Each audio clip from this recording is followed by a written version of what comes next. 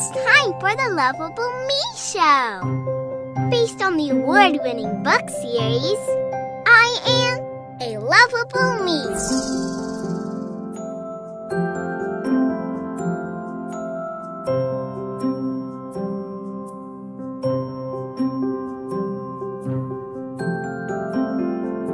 Get ready to have some fun learning with Lovable, our resident enlightening bug.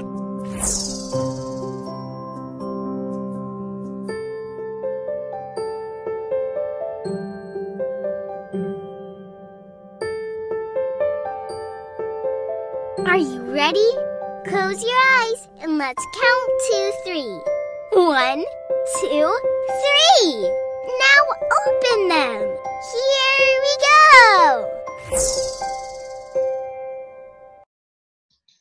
Hello and welcome back to the Lovable Me Show. I'm Sharon Penchina, your host and author of the award-winning I Am a Lovable Me books for children. In just a moment, we'll start our show with our weekly video vlog message. Today's vlog is about teaching children to meditate. Make sure you stick around after the short video plays because we have a special guest today and we're going to discuss some great tips about meditation and mindfulness. So don't go anywhere. We'll be right back. Welcome to the Lovable Me weekly vlog where you will find valuable tools and enlightenment to support your child's self-confidence and self-esteem. The quieter you become, the more you will hear. Ram Dass. Children today live very busy and active lives and have reportedly high stress levels. They need a daily time out to relax and focus. Meditation delivers a much-needed break and helps children function more confidently and productively. Research has shown meditation benefits for attention, anxiety, depression, school performance, sleep, behavior problems, and eating disorders. There are also physical benefits. Studies have shown benefits for gastrointestinal symptoms, obesity, headaches, high blood pressure, pain sensitivity, and immune function. Many meditation practices use breathing techniques to promote a state of calm. Mindfulness meditation on breath involves sitting quietly, resting, or closing your eyes and bringing your attention to your breath. When meditating with your child, pediatricians recommend the following time frames. Preschool children, a few minutes per day. Grade school children, 3 to 10 minutes up to twice a day. Teens, 5 to 45 minutes per day. Here are some helpful tips when meditating with your child. Include deep breathing into your child's daily bedtime routine. It will help them wind down for the night. As your child learns to manage strong emotions, deep breathing can be part of the process.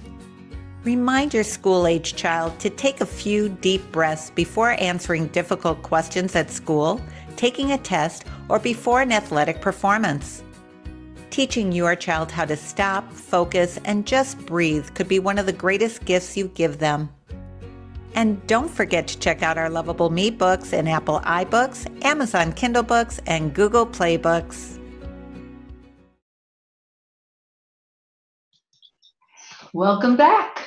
Today, my special guest is Christian Kerr from Calm for Kids. Christian has been teaching yoga and mindfulness to children and adults for many years. She's completed the accredited London Yoga Teaching Training course in 2005. And as a qualified Montessori teacher, she has early years experience as an early years specialist.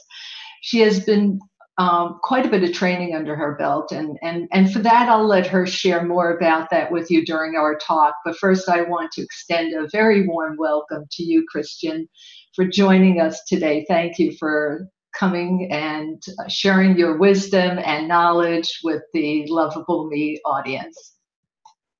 Thank you. It's a pleasure to be here. Thank you, Sharon. I love your books, so it's a real honor to be chatting to you.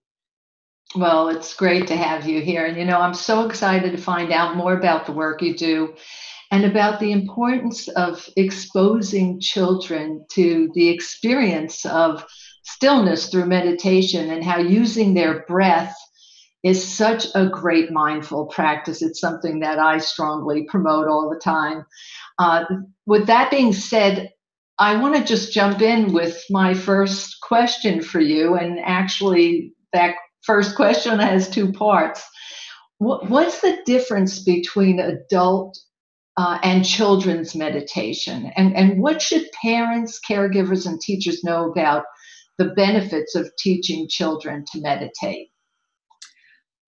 I think the main difference there's many differences between teaching adults and or mindfulness for adults and for children. And I think the breath work in particular, if you think about the rate at which we breathe and the rate at which children breathe. So I think when you ask a child to breathe deeply, you've got to be really careful. You just got to get them to be aware of their breath. So I think that's one thing that's important. It's not about manipulating the breath, it's getting them to become aware of their breath. And I think something you said in your intro is very interesting, because quite often children find it so hard to be still. So it's working with, giving them maybe a little bit of movement, like something, I don't know if you can see my hands, just a little something, instead of a fidget toy, something tactile that actually activates their senses. So they're sitting in semi-stillness for a lot of the kids, but they've got a little other added layer to help their focus.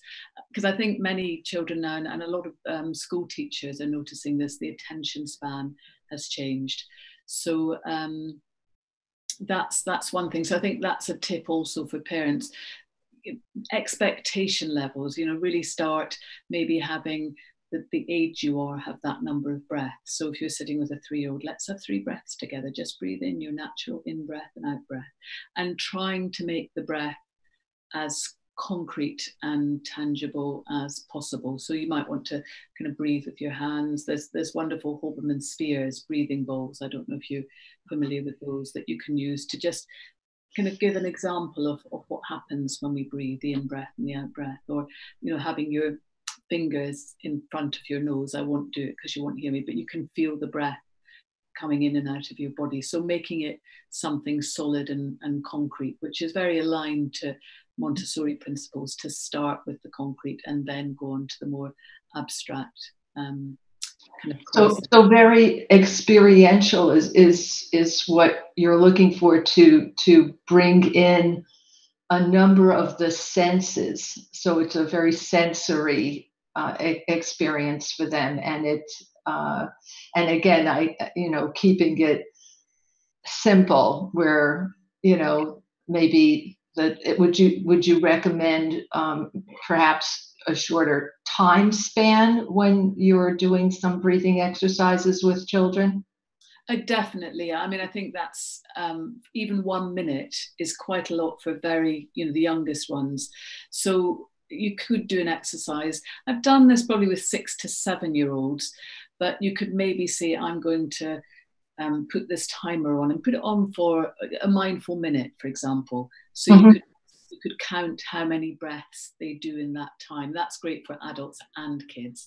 But then for the very young ones, even just counting 5 breaths with your hands, again, it's, maybe touch your hand, or kind of trace your hand, breathe in and breathe out, breathe in and breathe out. So really kind of making it as simple as possible, as you said, and also watching what they're doing and making sure they're understanding what you're doing is really important. So that responsiveness, seeing what they need in the moment. Mm-hmm. And so with the breathing techniques, are there particular breath work techniques that you might employ with children, or does that happen at a certain age? In other words, I think a lot of us hear about belly breathing, being so important, and that sometimes, yes, introducing children to simple breathing techniques, but at some point finding ways to introduce breath as breath work or breathing techniques that are more beneficial, because they're getting, we're doing deeper breathing. how do you approach that? When do you introduce those types of techniques? Well, I think in yoga it's quite different because you're introducing. I wouldn't say I ever introduce pranayama to children. I think their lungs aren't fully developed until 12. So you've got to be really, really careful. And also with breath retention, children get very excited around that. So you might put in a little pause, if you're doing a breathing ball with the hands, let's just pause. And then, but it's very, I think you've got to be very careful how you introduce it. And I think it's so interesting with the belly breathing, because we know that using the diaphragm to push down, and so many, I've worked a lot with a osteopath, and he said, oh, children are natural belly breathers. But when you look at children, they're not so much. I think maybe their postures change. So a lot of them do breathe into their chest. So I think the first starting point is to make them aware of the breath. And one thing that I'll do, which is a fun way to introduce the breath, is something called breath detective. So it's, if you're working with a classroom of children, okay, let's see if we can find our breath. So starting maybe on your chest, see if you can feel your hand move as you breathe. Put your hand on your chest and see if you can feel your hand move, or put your hand on the side of your ribs. Can you feel your ribs going in and out? Can you feel the breath there? And then, maybe on the tip of your nostrils, and then on your belly. But some children perhaps won't be able to be aware of the breath in any of those places. So that's okay too, because they're clearly breathing if they're there. But it's a very non-prescriptive approach, because I think even with young children, and you see this so much because I teach mindfulness to adults too, there's a lot of anxiety around the breath, and things should be a certain way, and that's one thing you want to kind of remove from the equation with kids. That it's kind of, let's explore this, let's bring a curiosity to this. Where is my breath? What's happening? Mm-hmm. And then I think you can encourage the abdominal breathing once you've got a little bit more familiarity with the breath. So we want to start out a little bit more slowly in our approach, and the introduction and the simplicity, and again the experiential aspects by enlisting a lot of the senses is helpful. Christian, I'm just going to ask you, if you don't mind, maybe just either, I don't know, that you could raise your volume or just project a little more. We're just having a little difficulty getting that across. So if you can do that, that would be terrific. So breathing, I started by asking you about meditation, and breathing is certainly, I think, a very powerful tool and a great introduction to, again, stillness and meditation. Is there, in terms of meditating, aside from the breathing and the way you're approaching it, is there something that parents or caregivers, teachers, some tips that you might offer in terms of, taking it a step further? I don't know if it just, if your experience is to start with the breathing, and that's a great way to, to experience the stillness and some meditation. But is there something more that you would do or encourage to happen after that? Well, I think that the breath is a good place to start, because it calms the nervous system, mm-hmm. and the children are perhaps more receptive. But I think another fantastic way to engage children with their inner lives, which is what a lot of meditation is about, is with visualization. So again, that's a multi-sensory approach to visualization. So I think with a story, you are a passive listener, whereas with a visualization, you're an active participant, because you're engaging all the senses.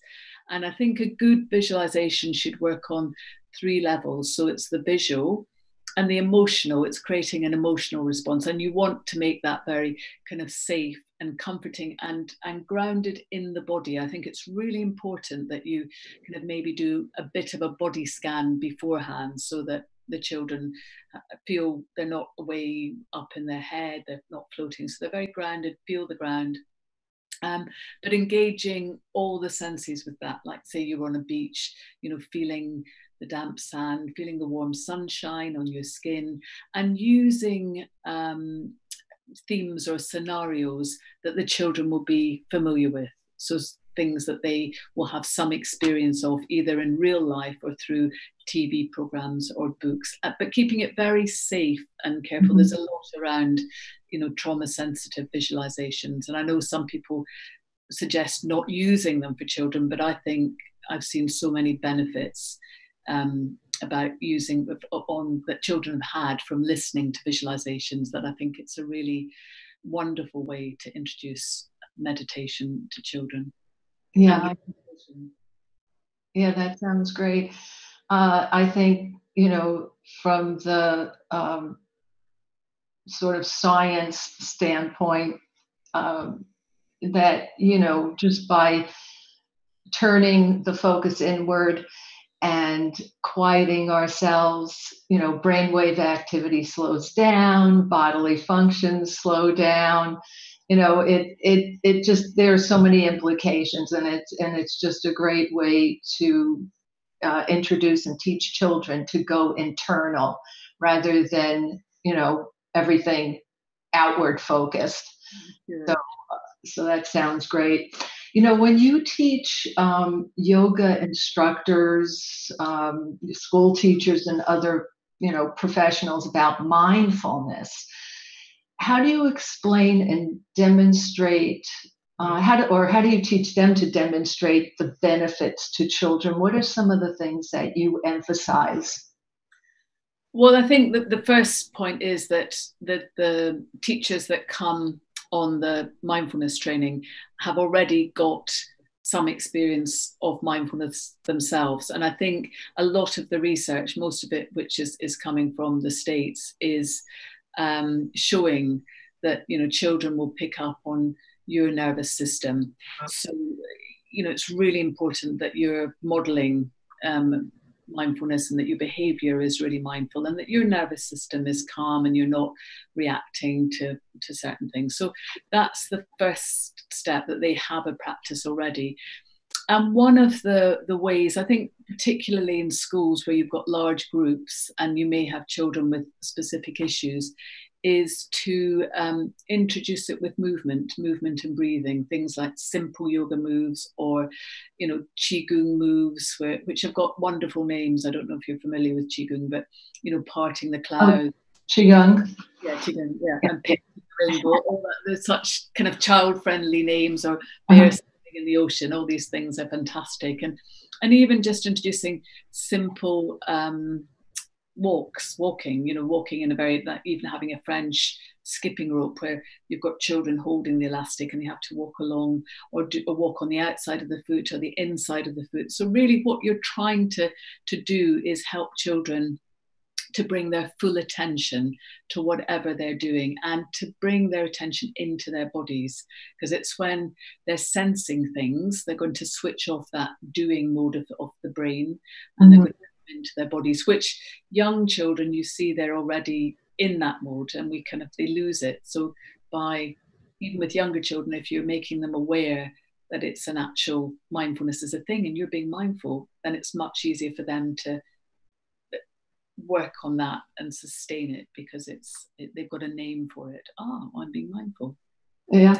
We talked a little bit before the show got started about your experience as a Montessori teacher, and what I think we both feel is that these concepts are so important. These tools to literally help self-empower children, to introduce them in the school system. Was that something that the Montessori schools, is that something that they already integrate into the schools? Is that something that you're seeing happening more and more these days?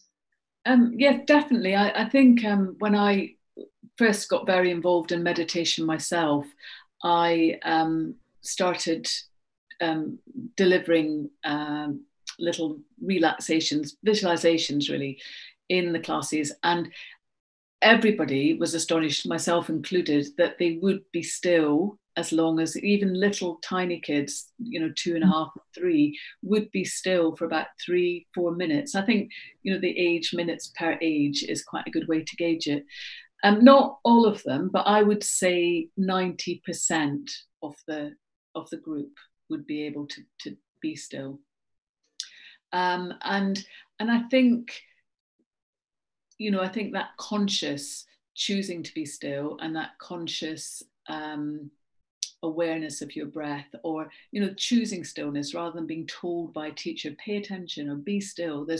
You're encouraging children to see this as a positive and a kind of check-in and connecting with themselves. So I think there's more with the science coming up around this, and also what we're learning about the brain, the neuroscience. I think schools are beginning to embrace. I think they're realizing that it helps on so many levels, even the kind of really high-powered London schools that are very academic, who I think have quite a lot of resistance. I think they see still a little bit as meditation, mindfulness, so that's a little bit too chilled out for our kids. There's always good kids. So I think even there you're beginning to see changes taking place. Exactly. So I think it is becoming very mainstream, certainly in the UK, and I know in the States there's much more openness to. Yeah, I think even at the hospital setting, these concepts are getting integrated in. I think the results are there. With children. Just teaching them or taking a few minutes out to breathe, to as you say, kind of check in with their bodies, experience some of the senses and visualize, and all of that can help children with greater focus and attention in the classroom. So it seems to me that learning would go a whole lot easier too. And I think that is happening more and more these days. It's becoming more and more mainstream. I wonder if you have some tips for parents so that, they can find, and I don't know if you would recommend a routine or seeing, I know there has to be flexibility because, on a day-to-day basis, things change in the household. But would you recommend a parent trying to establish some routine with their children? Because repetition is key, and we want to teach kids so that it becomes an automatic habit of theirs, a positive habit that will last a lifetime. What are your thoughts about that? I think that's a great idea, and I think it's got to be but there's got to be a little bit of flexibility around it. I think one thing, this helped with my children when they were young, and I know it's helped with other people I've worked with, is having a space in your house, a meditation space. So, I mean, that could just be a little corner, and you have a nice table, and you maybe have just some nice pictures of nature and some cushions, somewhere you can just go and sit and be quite completely tech-free zone for those with teenagers. And tech-free zone from you're not allowed to bring your phone either. So, and maybe have a little bell to signal the start of the meditation and then the end of the meditation, or, you can have some flowers, anything like that, but that's a space. So you've got a designated space in the house that everyone goes and they know that's where they're quiet and they can just be with their thoughts, and or maybe give them a couple of moves there. So there's a little bit of freedom around what happens, but there's some ground rules about it being that quiet, special space that we do our meditation practice.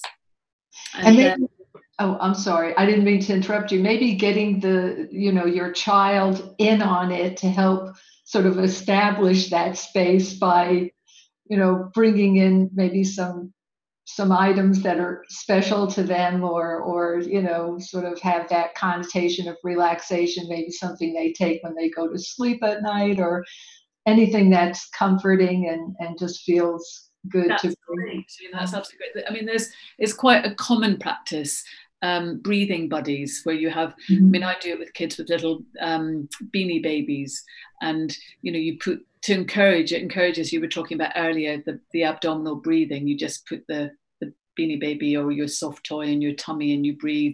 I mean, I always say to the kids, if I'm teaching in a school, oh, you've got to look after the toy and you've got to stroke it and see if you can rock it up and down on your tummy. So that's a really nice thing, to have a selection of those, and the children can pick those out. And then another way I think that's worked well, and this works with adults too, it's very nice for families. You can get strips of sticky dots from stationers. So you maybe get 10 red dots, 10 green dots. They're just little tiny dots. And you can give each family member a different colour, and you can ask them to put those in various parts of the house, so that when they do their daily routine, like brushing their teeth or putting off their alarm clock or going into their cupboard to get dressed, they see the little dot and it reminds them to stop and have 3 breaths. So I think that's quite a nice one. It's just reminding you as you go about your day.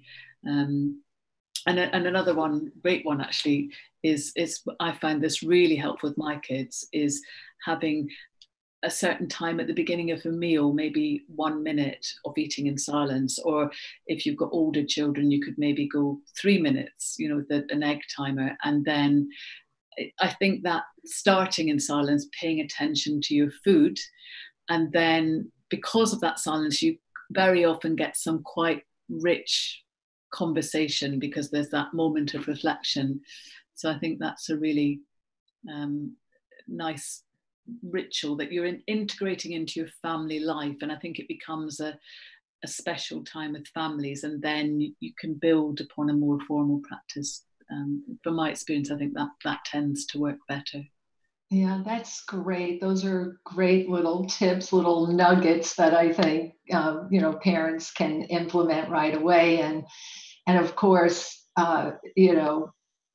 modeling the behavior that you're looking to instill in your children is huge. I know we're running a little short on time, but if there's anything that you want to add, if there's a nugget of wisdom you want to leave us with, and certainly if you want to share your information where any of the audience can reach out to you if they want to connect with you, please feel free to do that, Christian. Oh, well, I'm just trying to think of one kind of overarching little nugget of wisdom. I think it's just that, time with your kids, really listening, being attentive, and that valuable time. And I think there's so many distractions to that now, and just remembering how important that is. That's giving them your full attention. You're giving them your mindful attention. I think that's amazing. And we have some resources. We've had relaxation CDs, which I started doing for my daughter when she couldn't sleep. She is her 24th birthday today, and I started those when she was 3 years old. So it's and they're available on my website at calmforkids.com. Well, Kristen, happy birthday to your daughter first off. I hope you enjoy your day with her today, and I think that little bit of wisdom you left us with is a great reminder. Really show up and be present, with your children. That's the most important thing. Don't be there halfway, especially, when you're sharing some very valuable tools with them, and, the types of things that will give them confidence and help them face life's challenges. So really show up and be there, be present is what I'm trying to say here. So I want to thank you so much for joining us today. And before I close the show out, again, thank you. I love what you're doing, and just keep doing it. It's great. Thank you for being here, Christian. Thank you so much, Sharon. It's been an absolute pleasure. So another way that you can support your children early on is to provide them with tools that build confidence and resilience. And reading quality books, having great audio CDs around is great to help reinforce healthy and mindful habits that will serve them well throughout their lives. Be sure to check out all the I Am a Lovable Me books today by clicking on the link at the very end of this video. They're available in hardcover as well as audio iBooks. Also, you'll never miss any of our great shows if you go ahead and like us on Facebook, subscribe to us on YouTube, or follow us on Periscope. And if you have a topic that you think parents and caregivers want to hear about and would like to be a guest on my show, please go ahead and message me on Facebook. I'm your host, Sharon Penchina, and I'll be back next week with more great self-empowerment tips for you. Thank you for joining in today, and be sure to have a fantastic, beautiful day today. Thank you for watching The Lovable Me Show. Also, if you have any questions for Lovable, go ahead and ask away. Don't forget to visit us next week, right here in the Facebook bugbear.